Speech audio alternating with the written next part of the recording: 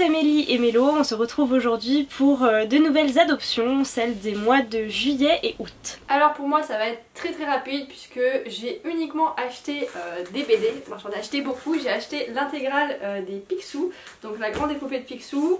Là vous voyez il y a tous les tomes sauf le tome 2 parce que c'est celui que je lis actuellement. Ça faisait un moment que je voulais ces BD et puis je me suis dit ah bon c'est le moment pour les acheter, j'avais des chèques cadeaux à utiliser donc il me restait pas grand chose à payer. Donc voilà, je les ai, j'ai lu le tome 1, j'adore et puis je suis en train de lire le tome 2.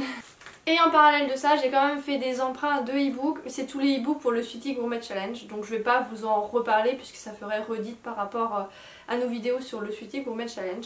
Je vous laisse aller les voir si ça vous intéresse. Du coup voilà, pour le mois de juillet-août, mon book haul s'arrête là, donc je pense que je vais laisser Mélie finir la vidéo, parce que sinon ça n'aurait pas beaucoup d'intérêt que vous voyez juste ma tête et c'est tout. Du coup je vous souhaite de très bonnes lectures et je vous dis à la prochaine fois. Et puis voilà. nous on reste ensemble. Donc voilà, je vais finir cette vidéo toute seule avec vous.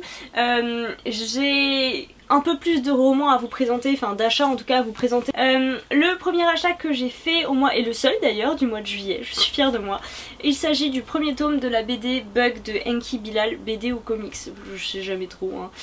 C'est un graphique donc quand même assez dense, 86 pages. Je vous en ai déjà parlé dans mon vlog de vacances, donc pareil je vais pas revenir dessus. Après ça j'ai fait deux commandes chez Momox qui se sont suivies hein, à quelques jours près. Mon idée c'est vraiment d'avancer sur mes sagas.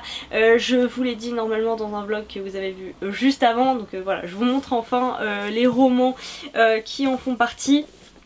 Donc déjà tout d'abord j'ai pris En plein vol de Manon Fargeton parce que ça fait, pardon Jean-Christophe Tixier, ça fait un petit moment qu'il est sorti, ça fait un petit moment que je le veux parce que j'avais beaucoup aimé Quand vient la vague, et si j'ai bien compris c'est un peu un, c'est pas un deuxième tome, c'est un peu un tome compagnon si on peut dire ça comme ça. J'avais beaucoup aimé donc je me suis lancée avec celui-ci qui est arrivé comme neuf. Ça va être une lecture rapide hein, parce que bah, c'est du jeunesse, c'est écrit quand même relativement gros, les marges sont importantes, il fait pas 300 pages donc ça va être vite lu. Ensuite un troisième tome pour terminer une trilogie, il s'agit de Elia la passeuse d'âme, saison chaude de Marie Vareille. Vous savez que j'avais quand même pas mal accroché au premier tome, le deuxième peut-être un petit peu moins, mais c'est vrai que j'attends... Est-ce que j'attends beaucoup de ce troisième? Oui, j'attends quand même beaucoup de ce troisième tome je pense. J'ai hâte de me lancer. Le deuxième tome c'était En pleine rébellion. Je sais que l'héroïne m'avait un petit peu plus agacée que dans le premier, donc j'ai hâte de voir comment se termine cette histoire. Ça c'est un roman qui nous avait été conseillé, je sais plus par qui, et c'était il y a au moins 3 ans.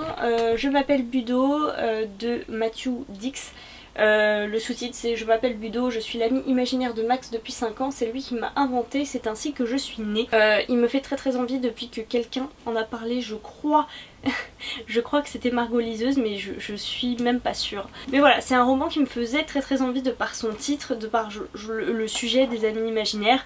Je l'ai trouvé d'occasion, je l'ai payé quasiment rien, peut-être 3-4 euros, donc je me suis dit allez on y va. C'est le gros piège des occasions, ça je me fais avoir à chaque fois. Et enfin dans la même commande j'ai pris Bord de terre de Julia Thévenot pour en avoir entendu tellement de bien. En fait notamment de la part de Lemon June je crois, mais je ne suis même plus sûre.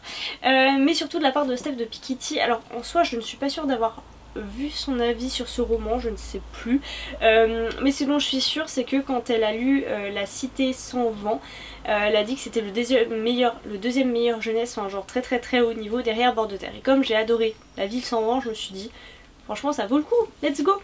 Sans compter que l'objet livre est magnifique, on est bien d'accord hein. Et après cette commande je me suis dit que j'allais me faire une commande un peu plus graphique, et je pense que c'est en partie dû au fait que j'ai dû voir la dernière vidéo de Too Faced Lizzy qui parlait notamment de la saga Le Château des Étoiles. C'est bien le tome 1, oui.